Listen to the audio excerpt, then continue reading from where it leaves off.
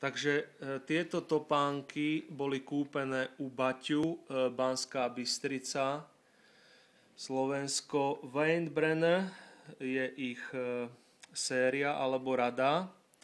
Vyzerajú veľmi pekne. Po 3 mesiacoch kožené, po 3 mesiacoch nosenia som však zistil, že vnútorné vložky sú čiastočne zničené. Táto teda nie je až taká zlá, ale táto je ako kompletne zničená, rozpadnutá na prach takmer, aj keď je to z kože, vrchná časť. Zobral som to do obchodu naspäť, povedali mi, bolo to na odhade, pri súdnom znalcovi, vrátilo sa to o 3 týždne, s tým, že je to v podstate vymeniteľná časť a že to patrí do starostlivosti o topánky. Dobre, povedal som si, čo sa dá robiť. Potom som začal som ich znovu nosiť po tejto reklamácii niekoľko dní.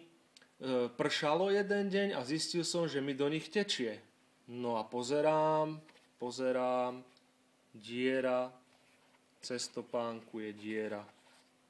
Ako vidíte, vidno vonku cez ňu.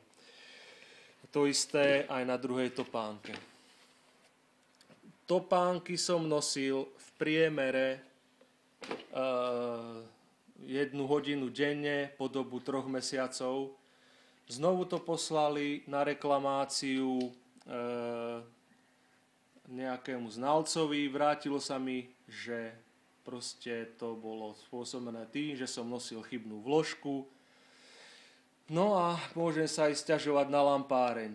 Takže moje rozhodnutie je, naša rodina si už u Baťu topánky nikdy nekúpi a nedoporučujem ani vám, aby ste u nich nakupovali. Strašný servis.